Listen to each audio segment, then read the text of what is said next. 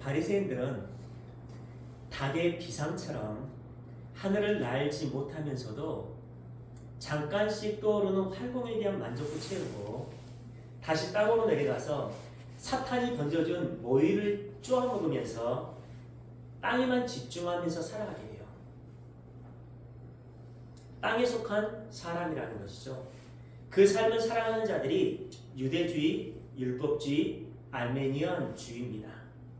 예수님께서 제자들에게 이 모든 것을 깨달았느냐라고 공고하고 계세요. 그렇다고 대답하는 제자들에게 그렇다면 이런 사람이 되어야 한다는 것이 오늘 비유의 메시지입니다. 너희가 이 비유들을 모두 깨달았다면 너희들이 살아가고 있는 구약의 유대주의라는 사상이 얼마나 위험한 것인지를 알아야 한다는 말씀이죠. 그래서 새것과 옛것이 함께 등장하고 있는 것입니다. 그러니까 성경의 독자인 성도는 성경을 어떻게 봐야 하는지에 대한 가르침이 오늘 비유의 핵심이라고 할 수 있어요. 그런 해석에 대한 중요한 키가 천국의 제자된 서기관이라는 어구입니다. 천국의 제자된 서기관. 그렇다면 예수님께서 말씀하시는 옛것, 그 옛것이 무엇일까요? 유대주의와 유대주의의 경전인 구약을 말하지요. 그렇다면 새것은 무엇일까요? 신약 성경을 말하는 것일까요? 예수님은 아직 십자가도 지지 않은 상태이기 때문에 신약이 있을 리가 없습니다. 그렇다면 새것이 무엇일까요? 새것.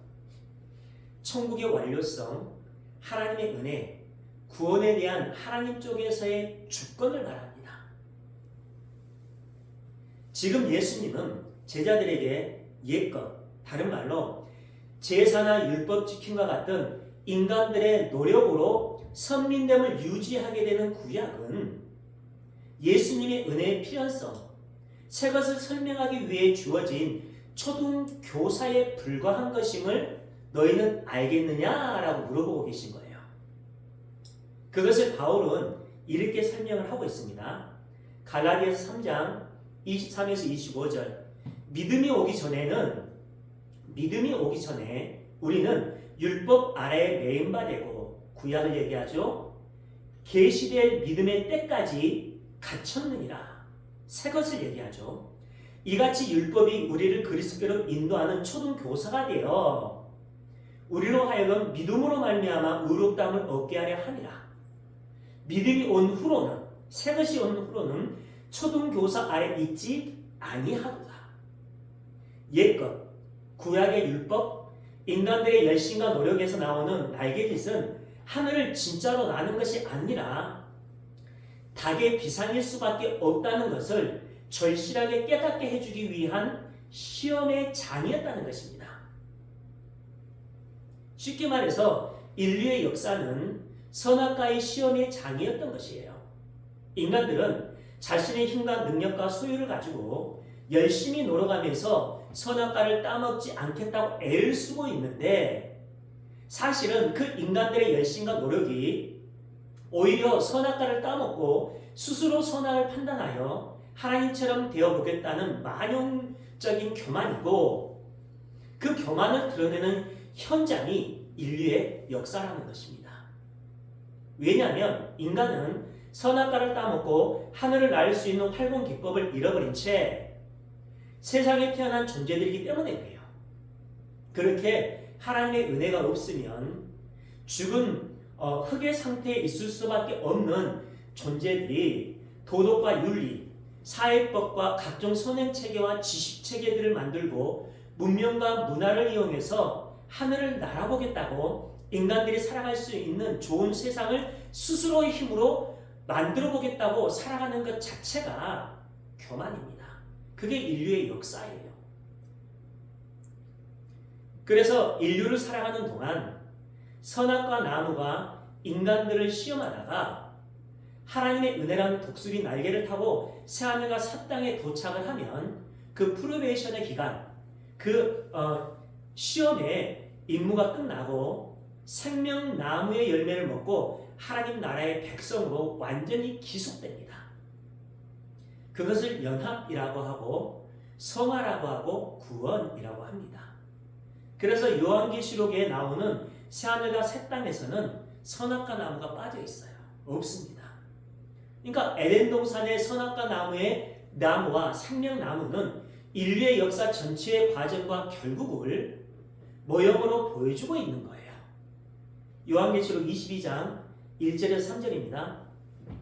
또 그가 수정같이 맑은 생명수의 강을 내게 보이니 하나님과 및 어린 양의 보좌로부터 나와서 길 가운데로 흐르더라. 강 좌우에 생명나무가 있어 12가지를 맺되 달마다 그 열매를 맺고 그 나무 잎사귀들은 만국을 치유하기 위하여 있더라. 다시 저주가 없으며 선악과 나무의 열매를 먹음으로 인해 저주가 시작됐잖아요. 그래서 선악과의 시험을 완전히 없애버립니다.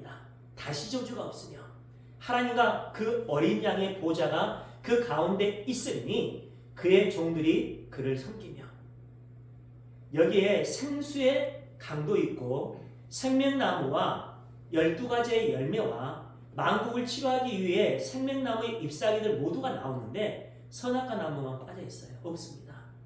근데 첫 언약, 즉 구약은 그 자체로 완료성을 가진 언약이 아니죠. 구약은 반드시 신약을 결론으로 해서 완성이 돼요. 그러니까 신약과 구약은 상호 보완 관계가 돼야 되는 거죠. 고린도후서 3장 6에서 9절 잘 들어보세요. 그가 또한 우리를 새 언약의 일꾼 되기에 만족하게 하셨으니 새 언약이 나오죠. 율법 조문 옛 언약이 나오죠. 율법 조문으로 하지 아니하고 오직 영으로 함이니 율법 조문은 죽이는 것이요 영은 살리는 것이니라. 돌에 써서 새긴 죽게 하는 율법 조문의 직분도 영광에 있어 이스라엘 자손들은 모세의 얼굴에 없어질 영광 때문에도 그 얼굴을 주목하지 못하였거늘 하물며 영의 직분은 더욱 영광이 있지 아니하겠느냐. 정죄의 직분도 영광이 있은즉 의의 직분은 영광이 더욱 넘치리라. 여기서 조문이라는 단어는요 원래 알파벳 문자를 나타내는 것이었는데 기록된 것, 즉 문서나 책을 의미하는 말로 발전되었어요. 그리고 오늘 본문에서는 율법이라고 할 수 있어요. 반면에 영은 썩어질 육과 대비되는 영은 생명을 의미하고 오늘 본문에서는 복음을 가리킨다고 볼 수 있습니다. 복음. 바울은 율법 조문이 죽이는 것이라고 하고 그 율법 조문의 직분, 즉 모세의 직분도 마찬가지라고 합니다. 그러니까 율법은 지키면 하늘에 오를 수 있다고 해서 주신 것이 아니라 절대로 불가능하다는 것을 가르쳐주기 위한 목적이라는 거예요. 그게 율법이라는 것입니다. 그러니까 우리는 오직 은혜로만 새하늘과 새 땅에 입성할 수 있기 때문에 오직 하나님의 은혜로 독수리의 날개에 올려 달라는 그러한 고백을 하는 성도로 만들기 위해 그러한 것들을 우리에게 주신 것이라는 거예요. 그러니까 성경의 율법에 나오는 하라는 명령은 지켜서 훌륭한 사람이 되라고 주신 것이 아니라 인간의 힘과 능력과 소유로는 절대로 지키지 못하는 것을 깨닫게 하시고 오직 하나님의 은혜만을 의지하라는 의미에서 주신 거예요. 그 이야기를 하고 있는 겁니다. 그래서 구약의 선배들이 모두 율법을 지키지 못한 자로 드러났던 거예요. 그렇죠? 구약에서 그렇게 드러나잖아요. 그것을 히브리서 기자가 이렇게 요약해 줍니다. 히브리서 8장 7에서 13절. 첫 언약이 무흠하였더라면 둘째 것을 요구할 일이 없었으려니와 완벽했다면 두 번째 언약을 주지 않았을 거 아니냐. 그렇죠? 그들의 잘못을 지적하여 말씀하시되 주께서 이르시되 볼지어다 날이 이르니 내가 이스라엘 집과 유다 집과 더불어 새 언약을 맺으리라. 또 주께서 이르시기를 이 언약은 내가 그들의 율조에 손을 잡고 애굽 땅에서 인도하여 내는 날에 그들과 맺은 언약과 같지 아니하도다. 그들은 내 언약 안에 머물지 아니하므로 구약의 백성들 내가 그들을 돌보지 아니하였노라. 또 주께서 이르시되 그날 후에 내가 이스라엘 집과 맺을 언약은 이것이니 내 법을 그들의 생각에 두고 그들의 마음에 이것을 기록하리라. 나는 그들에게 하나님이 되고 그들은 내 백성이 되리라. 또 각각 자기 나라 사람과 각각 자기 형제를 가르쳐 이르기를 주를 알라 하지 아니할 것은 그들이 작은 자로부터 큰 자까지 다 나를 알리라. 굳이 주를 알라고 할 필요가 없다는 거예요. 다 알기 때문에. 12절 내가 그들의 불의를 긍휼히 여기고 그들의 죄를 다시 기억하지 아니하리라 하신 너희들의 행위로 인해서 그러한 것들을 내가 해결해 주는 게 아니라 하나님이 일방적으로 너희의 불의를 긍휼히 여기고 너희들의 죄를 내가 기억하지 않겠다고 선언을 해줘버린 겁니다. 13절 새 언약이라 말씀하셨으니 첫 것은 낡아지게 하는 것이니 낡아지고 새하는 것은 없어져 가는 것이니라. 그들이 옛 것을 열심히 지키면서 살았지만 하나님의 언약 안에 있지 않았기 때문에 하나님이 돌보지 않으셨다는 결론이에요. 첫 언약인 옛 것은 흠이 있는 언약이라는 것입니다. 흠이 있는. 그 흠이 있다는 표현을 했는데요. 그 흠이 있다는 것은 구약이 신약으로 결론이 맺어지지 않으면 그 자체로 아무런 가치가 없다는 의미이지 하나님의 언약을 흠잡기 위한 표현이 아닙니다. 그러니까 새것과 신약과 구약은 뗄래야 뗄 수 없는 관계라는 것을 설명을 하는 거예요. 그러니까 구약인 옛 것은 새 것인 새 언약의 도래의 필요성을 가르쳐주기 위한 징검다리 같은 것에 불과하다는 거예요. 그 징검다리를 건너야지 새 언약으로 갈 수 있잖아요. 그 관계라는 것입니다. 그렇다면 새 언약이 무엇일까요?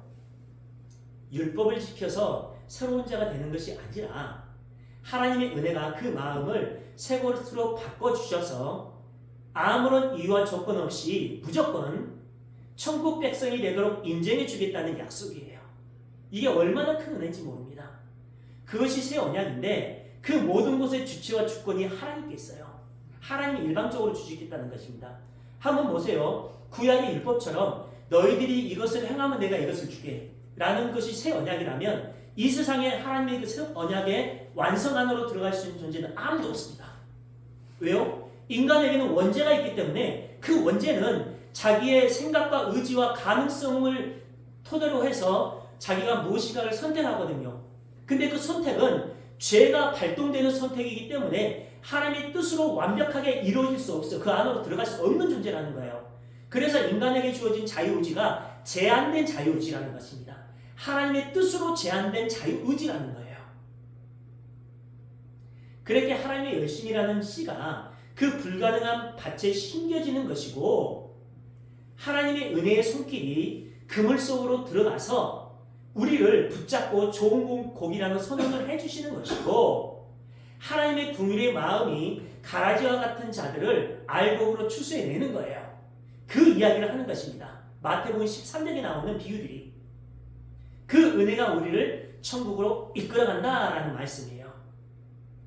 그렇게 하나님의 열심이라는 씨가 그 불가능한 밭에 심겨지는 것이고 하나님의 은혜의 손길이 우리를 그렇게 이끌어가는 거예요. 따라서 인류의 역사는 하나님의 묵시와 은혜 앞에서 하나님이 절대적으로 필요하다는 것을 깨닫게 되고 다른 말로 오직 하나님의 영광만이 나타나는 삶으로 흘러가게 됩니다. 그것이 천국이 침례에 들어온 세상의 모습이에요. 그것이 천국을 침노하는 자의 모습입니다. 하나님의 묵시는 인류의 역사와 상관없이 흘러가게 되어 있어요. 인류의 역사와 흐름이 하나님의 묵시를 점령하거나 이끌어갈 수 없고 오히려 하나님의 묵시에 의해 인류의 역사가 끌려가게 되어 있습니다. 결론적으로 봤을 때 성도는 그런 역사의 실체를 올바로 해석할 수 있는 해석학적 공동체여야 해요. 하나님께서 선택하시고 사랑하시는 천국의 백성들은 하나님의 묵시에 이끌려서 참 천국이신 예수님의 영광만을 드러내는 자로 살아야 하기 때문에 하나님의 묵시와 충돌하는 세상은 하나님의 뜻과 반대로 흘러가는 세상, 그렇죠? 세상이 되는데 그런 세상은 지옥과 같은 삶을 살 수도 있어요. 그래서 천국이 밭에 감추인 보화이고 거대한 겨자씨 나무 앞에 심겨진 겨자씨로 보이게 되는 거죠. 그래서 예수님께서 옛것인 유대주의와 율법에 젖어있는 자들에게 7개의 비유를 말씀하신 후에 너희가 이것을 모두 깨달았니? 라고 하시면서 시험을 주시는 것입니다. 유대주의, 율법주의, 인본주의로는 그 알메니언주의로는 천국에 절대로 들어가지 못한다는 거예요. 오직 예수님의 의의 은혜만을 의지해야지만이 천국에 들어갈 수 있다는 것입니다. 내가 지금까지 7개의 비유를 통해 은혜의 언약, 새 언약이 무엇인지를 설명했는데 너희들은 그 의미를 깨달았니? 라고 하는 거예요. 그런 것이 구약, 옛 것이라면 예수님을 죽이려고 했던 바리새인들의 열심과 경건이 모두 무엇이라는 결론이에요? 스스로 사망에 이르게 하는 행위에 불과했다는 결론입니다. 왜냐하면 그들은요, 자신의 불가능함을 인정하고 예수라는 독수리의 등에 타려오는 것이 아니라 그들의 삶은 끝까지 자신의 힘으로 날고 있다고 착각하는 그런 경건주의요, 그런 경건주의로 인해서 살았던 열심이었던 것입니다. 이처럼 아담 이후로 세상에 태어나는 모든 인간들은 아담과 똑같이 선악과의 시험을 통과해야 해요. 그 시험에서 인간은 스스로의 힘으로는 절대로 선악과를 피할 수 없다는 자신의 본질을 인정하는 자료로 가게 됩니다. 그게 은혜예요. 은혜가 그렇게 이끌어간다는 거죠. 그리고 그 자리에서 하나님께서 지어주신 무디한 짐승의 가죽 옷을 받아서 입는 자로 서야 돼요. 누가 만들어주세요? 하나님이 만들어주십니다.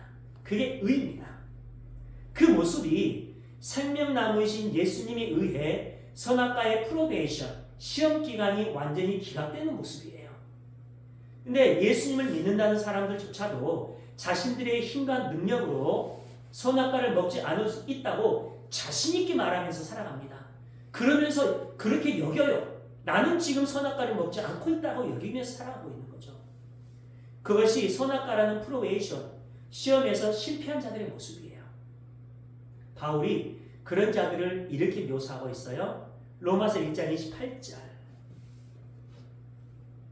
또한 그들이 마음에 하나님 두기를 싫어하며 하나님께서 그들을 그 상실한 마음대로 내버려 두사 합당하지 못한 일을 하게 하셨으니. 선악과를 따먹은 인간들은 스스로가 충분히 무엇인가를 할 수 있다는 자신감으로 스스로 신이 되어 살아가요. 그 마음에 하나님이 주체가 되어서 들어오시면, 하나님이 일방적으로 주체의 자리에 들어오시면 스스로 신이 될 수 있다는 자신의 가능성이 부정되기 때문에, 객체로 내려가기 때문에 모든 인간은 자신의 그 신됨을 지키기 위해 그들의 마음에 하나님 두기를 싫어합니다. 그 이야기를 하고 있어요. 로마서 1장 28절에서 상실한이라고 번역된 아도키모스라는 단어는요, 신에게 버림받은 이라는 뜻이에요. 두기 싫어한다, 상실한 이라는 단어의 원어를 보시면 신에게 버림받은 이라는 뜻이에요. 하나님의 예정 가운데 있지 않은 자들, 하나님께 버림받은 자들은 하나님 없이 스스로 하나님처럼 살도록 그냥 놔두신다는 거예요. 그것이 심판의 근거가 됩니다. 그런데 하나님께서 창세 전부터 선택하신 백성들만 그들의 반역을 십자가의 은혜로 덮어주시고 그들의 삶에 개입하셔서 일방적으로 하나님의 뜻에 순종하는 자로 이끌어 가신다는 거예요. 그것을 구원이라고 합니다. 그러니까 성도는 끊임없이 바리새인들과 같은 구약의 삶을 추구하면서 하나님의 개입하심으로 인해 매일매일 옛것을 바라는 삶을 살다가 결국에는 그 옛것의 삶에서 완전히 탈출하게 돼요. 따라서 성도의 삶은 계속해서 빼앗기는 삶으로 점철되어 가기 때문에 결국에는 하나님 앞에서 모두 내려놓고 완전히 비어진 상태에서 하늘의 풍요를 가득 채우는 자로 완성됩니다. 계속해서 성경은 그 이야기를 하고 있는 거예요. 그렇게 구약은 예수라는 진짜 부활을 소개하기 위한 초등 교사일 뿐이에요. 그래서 예수님께서 구약은 나에 대해, 나의 은혜의 필연성에 대해 기록한 것이라고 반복해서 말씀하고 있습니다. 볼까요? 요한복음 5장 39절. 같이 한번 읽어볼까요? 시작. 너희가 성경에서 영생을 얻는 줄 생각하고 성경을 연구하거니와 이 성경이 곧 내게 대하여 증언하는 것입니다. 누가복음 24장 25절 27절입니다. 이르시되 미련하고 선지자들이 말한 모든 것을 마음에 더디 믿는 자들이여 그리스도가 이런 고난을 받고 자기의 영광에 들어가야 할 것이 아니냐 하시고 이에 모세와 모든 선지자들의 글로 시작하여 모든 성경에 쓴 구약 성경 얘기하죠. 자기의 관한 것을 자세히 설명하십니다. 누구요? 예수님에 관한 것. 구약은 예수님의 희생 제사에 의해 무상으로 주어지게 될 하늘의 진짜 보물인 영생에 관한 이야기가 기록되어 있다는 결론이에요. 그게 구약입니다. 그냥 구약과 신약의 상호 보완 관계를 여러분 이해하시겠죠? 성도인 우리는 세상적인 어떤 것으로도 만족할 수 없는 존재들입니다. 뿐만 아니라 자신의 어떤 성취나 업적으로도 만족할 수 없는 존재들이에요. 오직 하나님으로만 만족할 수 있는 존재가 하나님 나라, 천국 백성입니다. 옛 것으로는 안 된다는 것이죠. 새 것인 예수님의 은혜로만 진정한 하늘의 풍요를 경험할 수 있게 됐다는 것입니다. 그래서 구약의 거부들이 하나같이 헛되고 헛되니 모든 것이 헛되도다라고 했던 것입니다. 그래서 하나님께 믿음을 인정받았던 아브라함도 결국은 발붙일 땅도 갖지 못하고 무덤 한평에 자신의 몸을 누이게 됩니다. 그게 결론이에요. 결국 옛것, 구약, 율법, 옛 언약은 예수님으로 수련되어야 할 징검다리에 불과하다는 것입니다. 근데 그 징검다리가 없으면 그 예수께로 갈 수가 없잖아요. 그 관계를 얘기를 하는 거예요. 따라서 우리는 구약의 율법을 지키는 삶을 살아가지 않고 세상 것들의 획득이나 소유의 많고 적음, 세상 사람들로부터 얻는 평판이나 인기 등을 가지고 우리의 성숙을 자랑하는 자로 살아가는 것이 아니라 오직 예수님의 십자가로만 구원받을 수 있는지를 증명하는 자로 살아가는 거예요. 그것이 옛것과 새것을 곳간에서 가지고 나오는 천국의 서기관들의 삶입니다. 그 이야기를 하고 있는 거예요. 그들은 새것만으로 자신을 자랑할 수 없고 옛것만으로 자신의 만족을 채울 수도 없습니다. 자기 자신 안에 여전히 존재하고 있는 옛것을 따라가려는 삶의 어리석음을 깨닫고 그것을 덮어주시는 새것의 은혜를 증거하는 자로 살아야 해요. 한마디로 나는 새하고 예수님만 흥하는 삶을 사는 것이 천국의 제자된 서기관의 삶입니다. 그 상태가 모든 죄인들의 실체예요. 가정, 돈, 일과 이웃 등에게 빼앗긴 나의 마음이 나라는 존재를 강력하게 형성하고 있어요. 그게 모든 사람들의 모습이잖아요. 무엇인가를 행하고 지켜야 할 우리의 삶만이 하나님이 기뻐하신다는 믿음으로 살아갑니다. 그 상태가 옛것의 상태이고 그 옛것이 주관하는 죄인의 상태예요. 원래 인간은 내 마음이 하나님으로 가득 채워져서 그 하나님의 뜻을 통해 사물과 소유와 관계를 바라보는 하나님 절대 의존적인 존재로 창조되었는데 그 상태가 의의 상태입니다. 문제는 하나님의 뜻대로 창조되어서 예수님을 믿는다고 하는 사람들이 여전히 그 마음은 세상에게 빼앗긴 상태, 여전히 율법주의로 살아가면서 자신은 십자가에 의해 하나님과 화목하게 되었다는 착각으로 살아가고 있어요. 그리고 도덕과 윤리 등으로 자신을 깨끗하게 하기도 하고 열심히 있는 봉사와 헌신으로 이웃과 교회를 감동시키기도 하면서 마음은 여전히 자기의 자아에 집중되어 있습니다. 얼마나 많은 사람들이 그런 삶을 살아가고 있는지 몰라요. 그때 하나님께서 성도라는 무리의 삶에 본격적으로 간섭하기 시작해요. 그것을 관계라고 합니다. 그리고 나라는 자아를 형성하고 있는 세상적인 것들에서 나의 마음을 하나하나 끊어내시고 없애시고 뽑아내버리고 하나님께 묶여버립니다. 그것을 연합이라고 해요. 그렇게 세상의 것들과 그것들과의 관계를 형성되어 있는 나라는 자아에게서 나의 마음이 끊어져 객체가 되는 과정, 그 과정을 자기 부인의 과정이라고 해요. 그것을 옛자의 죽음이라고도 이야기합니다. 그리고 새 자아가 형성됩니다. 하나님의 영광을 위해 살도록 창조된 존재가 선악과를 따먹고 자신만을 위해 살아가는 삶이 얼마나 비참한 결국을 초래하게 되는지를 우리는 삶을 통해서 배우고 오직 하나님의 은혜 안으로 들어가게 된다는 거예요. 성도인 우리에게는 하나님께서 주신 하나님의 그때가 반드시 오게 된다는 것입니다. 그때가. 그러니까 우리는 인내하면서 그때를 기다리는 게 중요해요. 우리의 생각과 의지로 때를 만들어서 하나님 왜 이 때를 이루어주지 않아요가 아니라 우리가 아무리 이 때를 계획하고 준비했다고 할지라도 하나님 당신의 때가 어딥니까? 라고 하는 게 중요하죠. 그리고 당신의 때까지 내가 인내하며 기다리겠습니다가 성도의 신앙생활입니다. 하나님의 그때가 되면 성도인 우리는 더 이상 자기 자신이라는 우상을 위해 살아가지 않고 원래 창조의 목적 안에서 하나님의 영광을 위한 존재로 회복되어 가게 됩니다.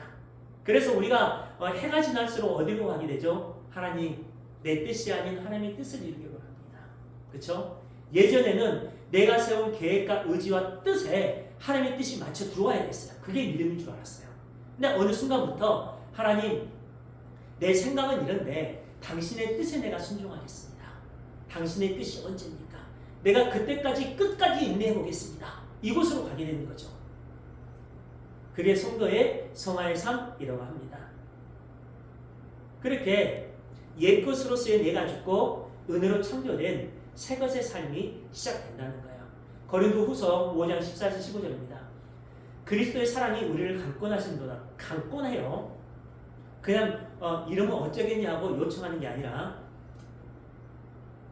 우리가 생각하는데 한 사람이 모든 사람을 대신하여 죽었은즉 대표성의 원리죠. 모든 사람이 죽은 것이라. 그가 모든 사람을 대신하여 죽으심은 살아있는 자들로 하여금 다시는 그들 자신을 위하여 살지 않고 나오죠. 그들의 삶의 원리를 완전히 빼앗아버려요. 세상적인 것들. 율법주의 다 빼버립니다. 알메니언주의 다 빼버려요. 오직 그들을 대신하여 죽었다가 다시 살아나신 이를 위하여 살게 하여 하십니다. 연합이죠.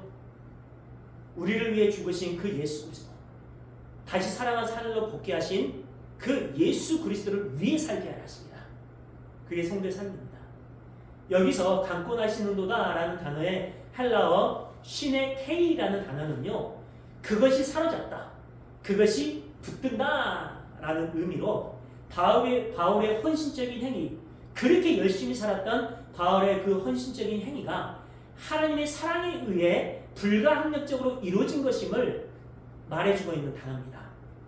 불가항력. 그러니까 바울의 의지와 계획과 뜻에 의해 자신이 그런 삶을 사는 게 아니라 하나님의 사랑에 의해서 불가항력적으로 바울을 이끌어갔다는 거예요.